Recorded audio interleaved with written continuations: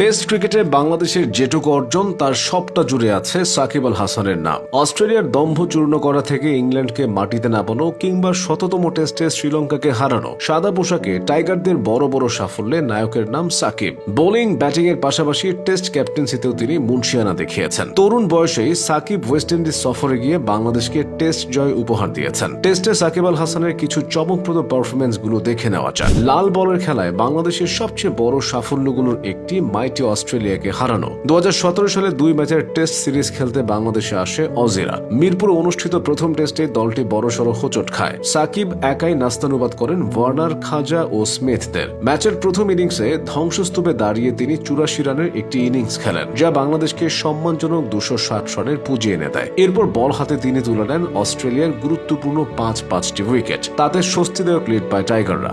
দ্বিতীয় ইনিংসে ব্যাট হাতে সুবিধা করতে না পারলেও বল হাতে আবারও জ্বলে ওঠেন সাকিব। ওয়ার্নারের সেঞ্চুরির পরও অজিরা তার স্পিনের সামনে খুব বেশি সুবিধা করতে পারেনি। 20 রানের ওই জয়ে ব্যাট হাতে মোট 89 রান এবং বল হাতে 10 উইকেট নিয়ে ম্যাচ সেরা হন বিশ্বসেরা অলরাউন্ডার। একই বছর অর্থাৎ 2017 সালে সাকিবের আরেকটি নায়কোচিত পারফরমেন্স আছে। সে বছর শ্রীলঙ্কার বিপক্ষে তাদের মাটিতে বাংলাদেশ নিজেদের শততম টেস্ট খেলেছিল। ঐতিহাসিক ওই টেস্টটি 4 উইকেটের জয়ে রাঙিয়ে রেখেছিল মুশফিকের দল। যথারীতি দলের ত্রাতা হয়েছিলেন সাকিব। প্রথম ইনিংসে ব্যাট হাতে 116 রানের দুর্দান্ত এক ইনিংস খেলেছিলেন তিনি। তার ওই শতকে ভর করে দলের সংগ্রহ পেরিয়েছিল 450। ব্যাট হাতে উজ্জ্বল থাকার পাশাপাশি ওই ম্যাচে বল হাতেও তিনি মোট 6 উইকেট পেয়েছিলেন। ফেরা যাক কিছুটা পেছনে। 2016 সালে টেস্টে ইংল্যান্ডকে হারানোর স্মৃতি এখনো তরতাজা। মিরপুরে অনুষ্ঠিত সে ম্যাচে তামিম ও মিরাজি ছিলেন সবচেয়ে বড় পারফর্মার, কিন্তু সাকিবের অবদান কি ভোলার মতো? বিশেষ করে ইংল্যান্ডের ব্যাটিং এর দ্বিতীয় ইনিংস গুড়িয়ে দিতে মিরাজের সাথে তার বোলিং হয়ে উঠেছিল অপ্রতিরোধ্য।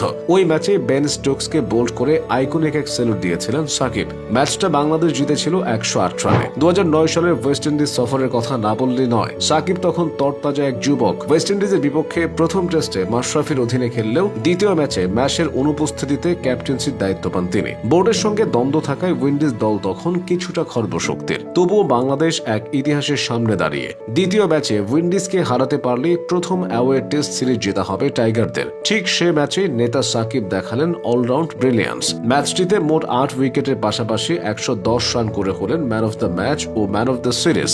ধারাবাহিকতার পাশাপাশি সাকিবের ক্যারিয়ারে বহুবার খারাপ সময় এসেছে। তিনি সেসব উতরে গেছেন পারফরমেন্সের মাধ্যমে। 2014 সালে ঘটে এমন একটি ঘটনা। সে বছর শ্রীলঙ্কার বিপক্ষে ওয়ানডে সিরিজ চলার সময় অশোভন আচরণের জন্য 3 ম্যাচের নিষেধাজ্ঞা পান সাকিব। নিষেধাজ্ঞা কাটিয়ে তিনি জিম্বাবুয়ের বিপক্ষে দারুণ এক কামব্যাক করেন। চট্টগ্রাম টেস্টে 10 উইকেট পান ও 50 ঊর্ধ্ব এক ইনিংস খেলেন, যা তাকে গ্যারি সোবার্সের পর দ্বিতীয় অলরাউন্ডার হিসেবে এক ম্যাচে 2 ইনিংসে